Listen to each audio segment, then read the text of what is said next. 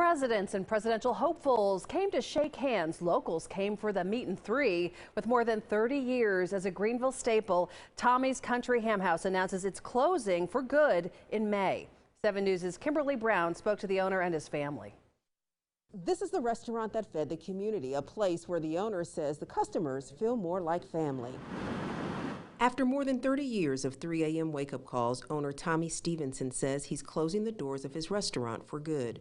It's the biggest decision I've ever made, the biggest I've ever made. While faithful customers are the backbone to the longevity of his business, we have to have good food. Hello, everybody. It's become a necessary stop for politicians running for local, state, and national office. It started back when President Bush, George Bush, ran for president, and that started the politicians coming. The walls in the restaurant are filled with customers, law enforcement officers, and local celebrities. Many state officials are framed on the wall, and the reach goes as far as the White House.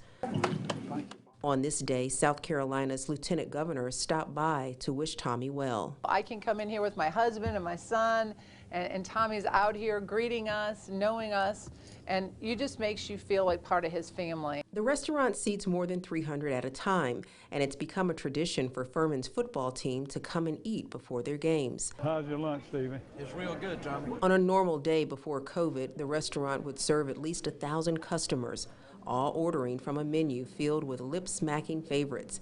Tommy says he knows many of those customers by name. I know where everybody's going to sit. When the door opens, and I can tell you where everyone in this restaurant's going to sit. He's a minister at North Macon Presbyterian Church. While his biological children are proud of all that he's accomplished, they are grateful that at 80 years old, he's finally able to get some free time. Tommy's oldest son was 14 when his dad bought the Country Ham House. We're happy for him because he's been working so hard for so long, and now he's going to be able to go fishing and play golf, and he can travel a little bit. Tommy took over the restaurant in 1985 and built the current location across the street in 1997. After nearly 36 years of serving the community, calling it quits is bittersweet. I just want them to remember that I've helped people on the way.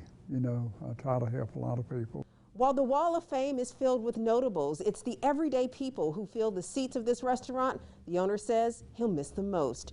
Reporting from Greenville, Kimberly Brown, 7 News. The property, by the way, has been purchased by a Charleston-based restaurant group with plans to remodel the existing building for a new dining concept to open in early 2022.